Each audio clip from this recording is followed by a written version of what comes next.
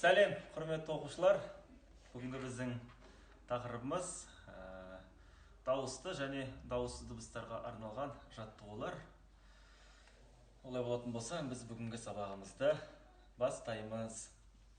Дауысты және дауыссыз дыбыстарға арналған жаттығуларды біз қалай жасаймыз және ненің көмегімен жасаймыз, қандай аспаптың көмегімен жасаймыз. Әрине біз осы фортепиано аспабының көмегімен жасайтын боламыз.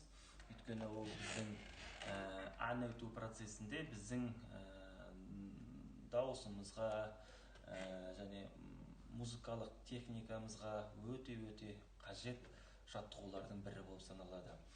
Енді жалпы эстрадалық жанр бар, академиялық жанр бар. Енді осы екеуін салыстыратын болсақ, біз мысалы академиялық эстрадалық жанрда біз кішкене А болса, Аға жақын қылып айтамыз. Ал академиялық жанрда біз кішкене Аны округленно қылып, Оға жақын қылып айтамыз. Яғни, созатын жерінде А болса, мысалы, эстрадада айналдым болса, ал академиялық жанрда айналдым кішкене Оға жақын қылып айтамыз. Яғни, біз таңдайымызды көтеріп, нёба дейміз ғой, нёба жасап, тілімізді төмен түсіріп, сөйтіп айтамыз. Жалпы енді қарап отырсаңыздар, қазақ тілінде 25 дауыссыз дыбыстар бар, және қалғандары дауысты дыбыстар. Енді біздің осы дауысты дыбыстарға арналған жаттығуларымыз, мысалы А, О, У, О толып жатыр негізінде.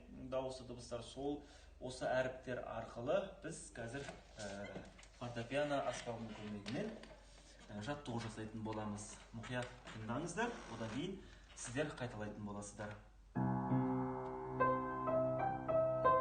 Мысалы, А әріпін алатын болсақ, А әріпіне бізде қандай жаттығу бар дауысты дыбысқа? Мысалы, О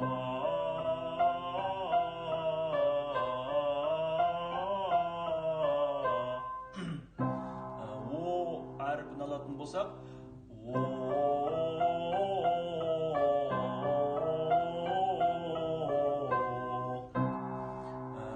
У әріпін алатын болсақ,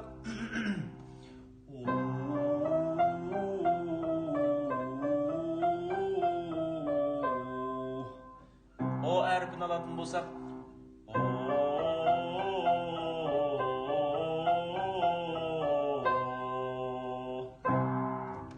толып жатыр. Қарап отырсаңыздар, өйткені ол біздің жаңағы ән айту тәжірибемізге өте қажет және өте пайдалы жаттығулардың бірі болды. Енді осы дауысты және дауыссыз дыбысты екеуін біріктіріп, бір жаттығу жасасақ. Мысалы, мұқият тыңдаңыздар, қараңыздар.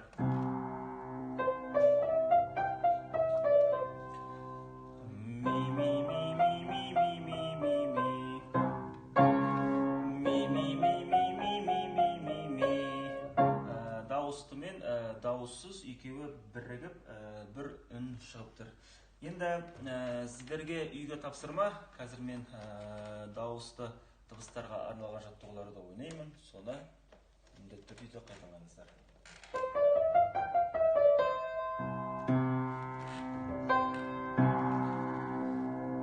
А әріпімен қайталасаңыздар болады.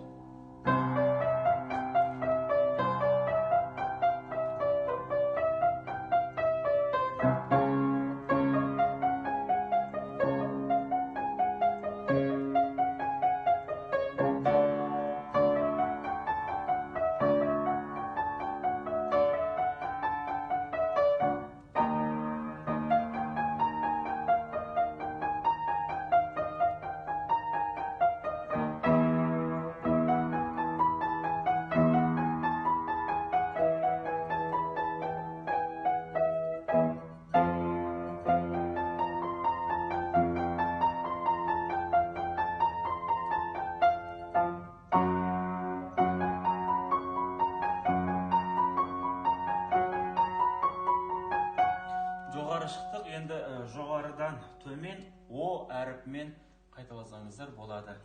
Дайындаламыз, демді ұмытпаймыз. Кеттік.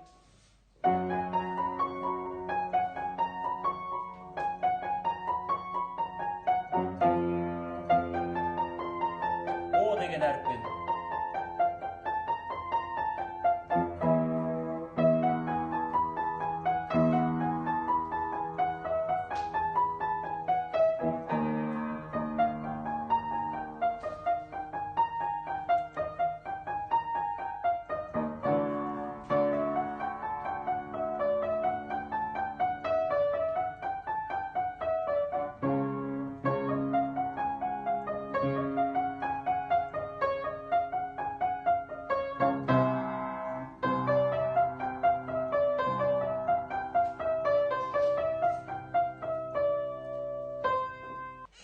Мінекей, сіздер жаңа дауысты және дауыссыз дыбыстарға арналған жаттығуларды байқадыңыздар, көрдіңіздер, қарадыңыздар. Енді сіздерге үйге тапсырма.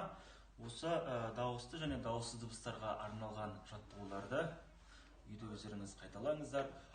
А әріпіне, О әріпіне, У әріпіне, тағы да басқа дауысты әріптерге қайталап көріңіздер. Біз сіздермен келесі сабақта жүздесеміз. Аман болыңыздар.